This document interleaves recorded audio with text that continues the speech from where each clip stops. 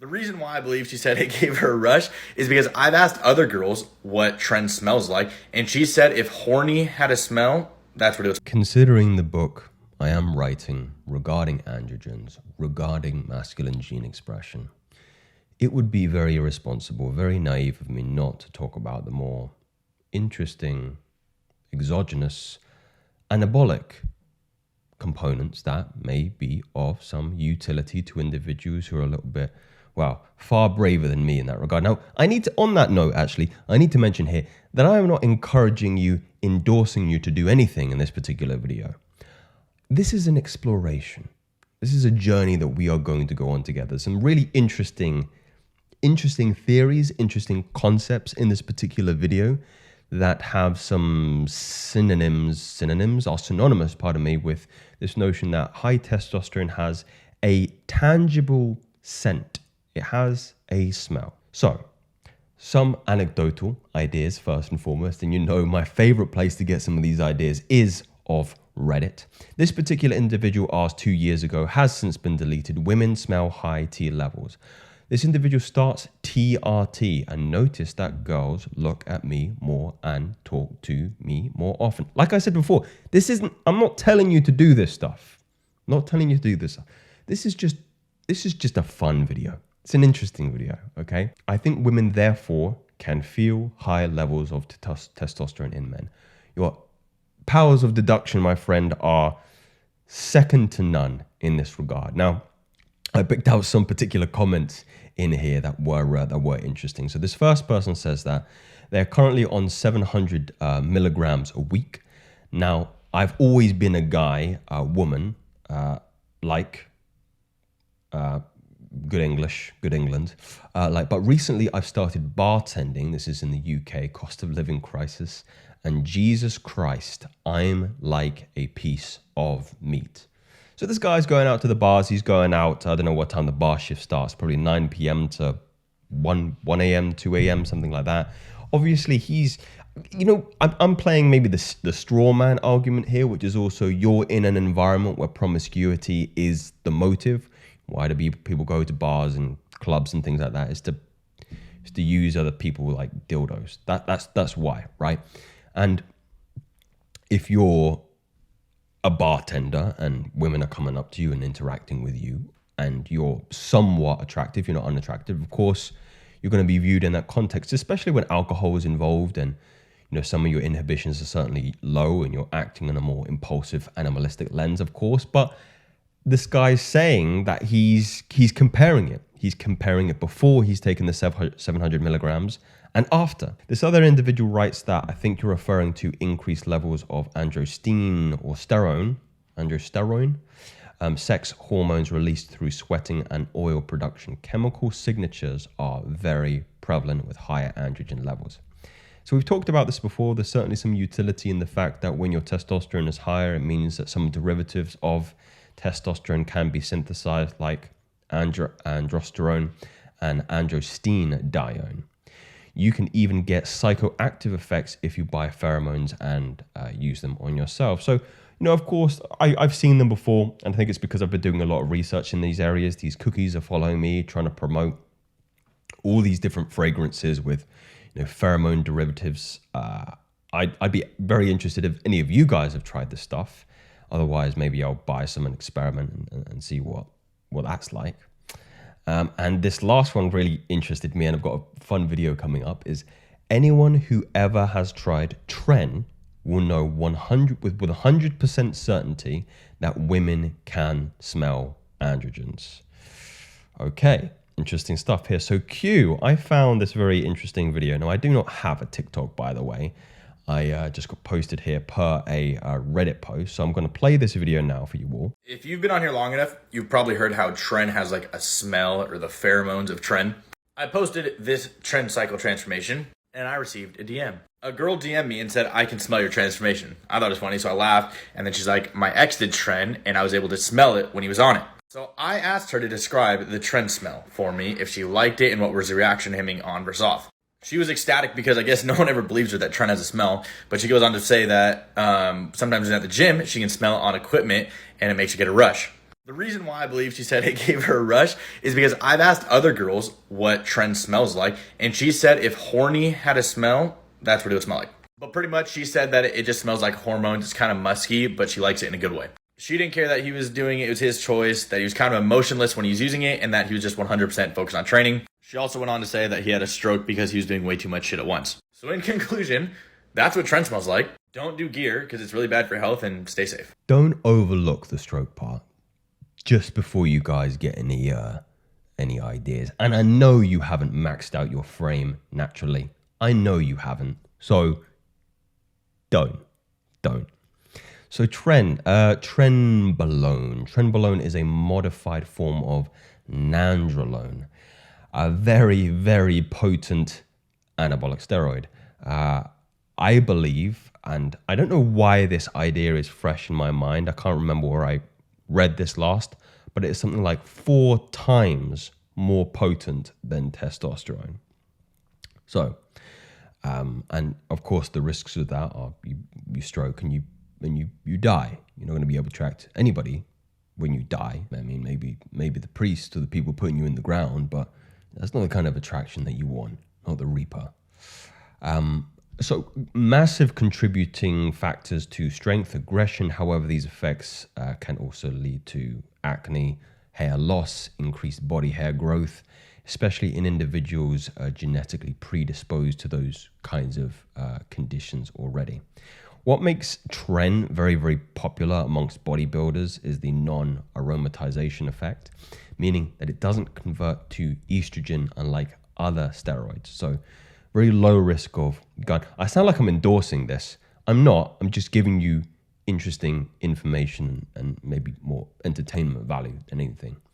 But I found this video very interesting in the context that, there's always been this big back and forth between maybe myself and the community, and whenever I'm researching this about the concept of human pheromones, do they exist? And even if they do exist, that where we don't have the senses in order to receive the chemical signatures in the air. But I mean, this woman has no reason to lie whatsoever. This has not been the first case.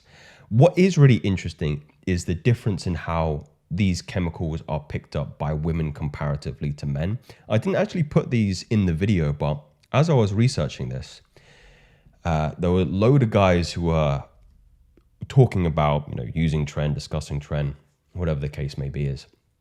And them saying that they know when other men are on it because they smell absolutely putrid, like gasoline, like vinegar. I think somebody described somebody else as smelling like a wet dog, and it actually makes them angry and agitated. Now, it's interesting the continuity of emotions that men experience when they smell other men who are on Tren, because they typically respond in that way. It's more aggressive. And again, I'm just theorizing here, as I do on Masculine Theory, that this idea is tied to this concept that it's something about the dominance hierarchy and marking territory. When an individual is higher in testosterone, he is signaling to women that he's, the top of the species and therefore should be the top of the pyramid to be reproducing with. Men are not going to respond well to that because they want to ensure that their genes go on. So it makes sense in theory that men would find the smell revolting, but women maybe not so. Maybe the antithesis of it. But you heard him yourself. Women say if horny had a smell, it would smell like men who are on Tren. Didn't mean to make that rhyme. Now, the risks involved, again, because I'm really not trying to endorse this. I've never taken any anabolic steroid in my life. I don't think I ever would. I'm very, very happy with the results that I get naturally. And the scary factor for me is what I've said numerous times is once you open that box, you can't put it back in. Let's say I was an amazing responder to something like Tren, right? I would never, ever be content with a natural physique ever again. The high would be great when you're on it. Granted, you survive the side effects, but as you get older, as you start becoming a little bit more health conscious and stop being very vain about what you look like, you start to taper down. that period is going to be so destroying, right? Because you built up this reference point now of what you can look like. And if you look like Arnold, if you look like Bumstead, if you look like Phil Heath, you know, you're never ever going to be content. You might even stop going to the gym altogether. Like I've heard stories like that, like ex-bodybuilders who have got off the Nandrolone, they've got off the Tren, all these, you know, Psalms and bits like that. They've you know, they don't have those compounds anymore, and they're demotivated to work out naturally because they're never going to reach those peak physiques again. So they just don't bother. I think it's a box I don't think I'll ever open, because I'm not even afraid to admit it, but I'd be terrified of that. I'd be terrified of looking like Superman and knowing what I could look like and then going back to training naturally. I think it would be just horrible.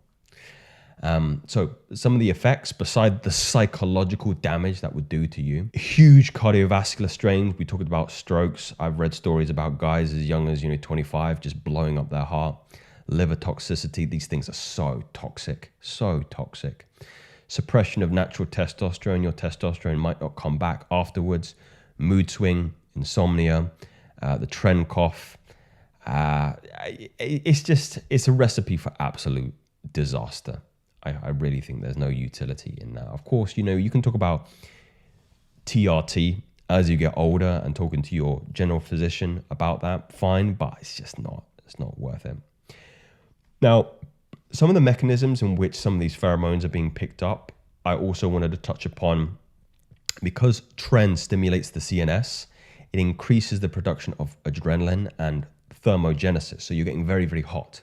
And one of the ideas behind this theory is that you're sweating so much. Anybody that's done Tren will know about, Tren sweats. And you're just excreting more and more of these chemicals through your bodily fluids here. Some other anecdotes here. Tren is nuts. I could be a total dick, say the most offensive thing, and they'd still be into it. I'm sure the confidence helps, but I was confident off cycle. And there is a definite difference about 3 weeks into Tren pheromones, I'm telling you. Once I make my millions, I want to conduct a study of women smelling pheromones in guys on Tren versus guys not on Tren and see what happens. I would endorse that study. But I think the anecdotal concepts and some of the more scientific ones points in this direction anyway. Now, I have one last Reddit post to go through that I'm going to bring up now because they're not safe for work, because it was a really interesting story here. So females have a sixth sense for testosterone. Every single time I cycle, a few weeks in, when I can really feel the test, I notice females just come to me. After a few cycles under, I realize I pour the most when I'm on cycle. And most people I've known experience the same. Anyone had a similar experience with this? This story just made me laugh so much because it's just pure bro science. Hold on. Let me get up on this with some bro science. Coming from a natural scientist and hypogonadal freak. I'm 27 and haven't been laid in 12 years. I have basically no facial hair and very little body hair. I had hot flushes every day, was depressed every day, and so saw no point in life, had no desire to have fun, do anything. I finally went to get my T tested and it was 171. Then again at 341. Anyway, I've been on T for 8 months now, started at 100 milligrams, and over 6 months I've gone up to 150 milligrams per week. That puts me at 510 nanograms per deciliter on the last test a week after I injected. So before test, my sweat never smelled. I never had BO, and my sweat just never smelled. Since being on test, my armpit hair has doubled. My body hair and facial hair have increased more in 8 months than in the past 10 years, and I don't hate myself anymore. But sorry, the entire point was, my sweat smells now. It smells like sweet/sour. I'm finally emitting testosterone metabolites from the apocrine glands in my armpits, and they smell. I've gone from no girl really even considering me to 3 girls actually wanting to have sex with me. My self-confidence, as you can imagine, has been completely shattered from the previous decade from being a eunuch. A girl actually messaged me today on her Facebook for the first time ever and said she wants to see me this weekend. I saw her at a party last weekend and I wasn't sleeping. And if I wasn't sleeping on my buddy's couch, I would have brought her home. My self-confidence is pretty good now. And I know my dick works. I've seen attraction from women go up 1,000% to me. And I'm not even swole yet. So that's the real noticeable point. He's not even showing the, let's say, conscious masculine characteristics, such as, being big. It's just scent. 150 milligrams a week just finally puts me into normal range. Testosterone hasn't saved my life, it's given me life. I was about ready to Robin Williams. That's an interesting way to describe, well, at least it's YouTube friendly.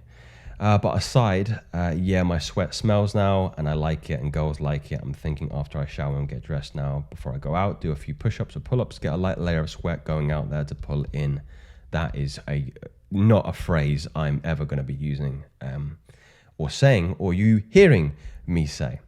So the interesting concept here, guys, is, and I'm trying to make a more this is another area that I'm researching now, is this notion that body lotions, all this. I mean, if you look at some of the shower gels you're using, look at the ingredients on the back. There's so many chemicals and products in there that are masking your natural scent. So I mean, if you look at my bathroom now, it's all beef tallow bars, right? It's just, I'm literally rubbing cow fat on my body, not using deodorant. We're going in a direction now where, maybe your scent to you isn't very, very appealing. And this is all influenced by the food you're eating as well. So if you're eating terribly, you will smell awful. It's for me, if I'm going to the gym and I have a gym partner that I go intermittently with, but I can tell what he's eaten last night sometimes. Like if he's eating pizza, I can tell he's eaten pizza because it's coming through the pores and it smells. He said taste. It smells rank. It does not smell good at all. So what you're eating, which is going to have an influence on your hormone profile anyway, is excreted through the sweat and it's going to have an impact on people nearby. I really believe this is a real phenomenon. And these aren't theories. These are cold, hard facts. Speak soon.